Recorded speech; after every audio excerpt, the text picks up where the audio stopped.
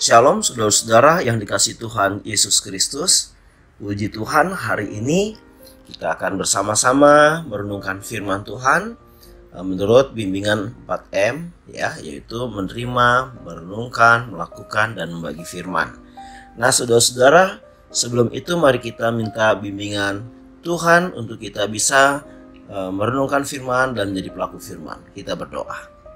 Bapa, Tuhan Yesus dan Roh Kudus, terima kasih atas kesempatan yang indah, yang mulia, kesempatan yang manis ya Tuhan, untuk kami boleh merenungkan firman-Mu dan juga melakukannya. Terima kasih, berikan kami kekuatan dengan Roh-Mu yang kudus, dan firman-Mu akan dibacakan Tuhan, kiranya Engkau berkati.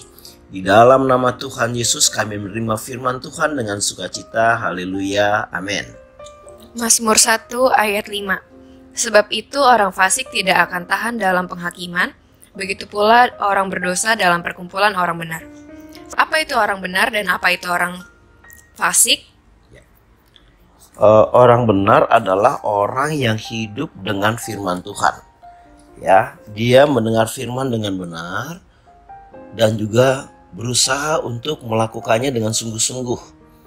Dan hidupnya menjauhi dosa Hidupnya menjauhi segala hal-hal yang jahat, menjauhi segala hal yang bersifat kedagingan, dan sangat memelihara kekudusan hidupnya. Bahkan dia mempersembahkan hidupnya kepada Tuhan sebagai suatu persembahan yang hidup. Sementara orang fasik adalah orang-orang yang tidak hidup dengan firman, dan kecenderungan hatinya adalah jahat karena dia tidak dipimpin oleh Roh Kudus. Saya berusaha membacakannya dari kitab Galatia saudara Galatia pasal yang kelima. Demikian gambaran sedikit banyaknya mengenai orang fasik. Galatia 5 ayat 19 sampai yang ke 21.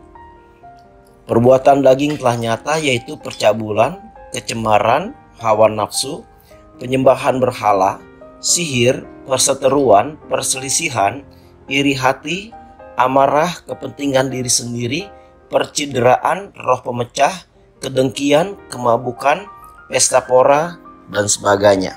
Nah, ini menunjukkan kehidupan yang tidak benar atau kehidupan yang fasik, kehidupan yang jauh daripada firman Tuhan. Nah, itu perbedaannya. Saya juga akan bacakan dari Yudas 1 ayat yang 18-19 demikian. Sebab mereka telah mengatakan kepada kamu, menjelang akhir zaman akan tampil pengejek-pengejek yang hidup menurut hawa nafsu kefasikan mereka. Mereka adalah pemecah belah yang dikuasai hanya oleh keinginan-keinginan dunia ini yang hidup tanpa Roh Kudus. Itulah kehidupan orang yang fasik saudara, dan kita harus menghindarinya. Demikian juga kita justru harus hidup dengan firman Tuhan setiap hari Nah saudara-saudara yang dikasihi Tuhan Yesus, kita juga akan membacakan ayat itu lebih jauh lagi. Saya punya pertanyaan lagi, Pak. Dari yang Mazmur 1 ayat 5 tadi, mengapa orang fasik tidak tahan dalam penghakiman dan orang berdosa dalam kumpulan orang benar? Orang fasik itu tidak akan tahan dalam penghakiman, karena hakim yang adil, hakim yang benar, hakim yang kudus adalah Allah. Maka ketika kerajaan Allah hadir, ketika Allah hadir dalam segala kebenaran, kekudusan, kesucian, kemuliaannya, di situ kegelapan tidak menguasainya. Kefasikan akan hancur. Demikian juga orang berdosa dalam kumpulan orang-orang benar.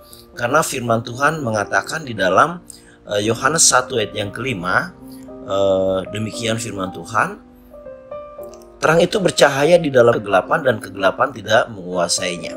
Jadi unsur-unsur gelap, unsur-unsur dunia, unsur-unsur kejahatan tidak akan tahan menghadapi kemuliaan Allah, tidak akan tahan menghadapi kebenaran Allah, termasuk kebenaran Allah yang hidup di dalam kehidupan anak-anak Tuhan.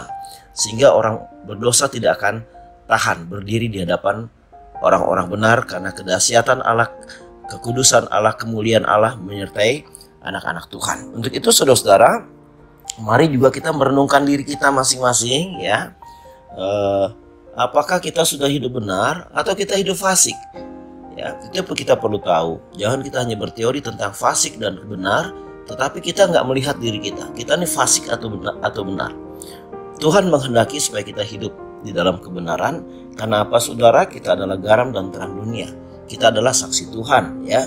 Untuk itu jangan sakiti hati Tuhan dengan hidup secara fasik, tapi mari kita hidup secara benar dan sungguh-sungguh berfokus pada kerajaan Allah, sungguh-sungguh berfokus kepada hati pikiran Tuhan, sehingga kehidupan kita menyenangkan hati Tuhan. Dan pasti kita akan menjadi berkat bagi bangsa-bangsa, karena kita garam dan terang dunia. Kiranya firman Tuhan yang singkat ini bermanfaat buat kita semua. Tuhan memberkati. Amin. Kita berdoa, saudara. Bapa, Yesus dan Roh Kudus, terima kasih atas firman yang sudah kami dengarkan. Biar firman ini Engkau meteraikan dalam hati, pikiran, roh kami ya Tuhan, tubuh kami, supaya kami selalu hidup dalam kebenaran, menjauhi kefasikan, dan kami punya kerinduan yang kuat untuk terus menyenangkan hati Tuhan dengan menjadi pelaku firman Tuhan. Terima kasih Bapa, dimuliakan Engkau sampai selama-lamanya. Haleluya. Amin.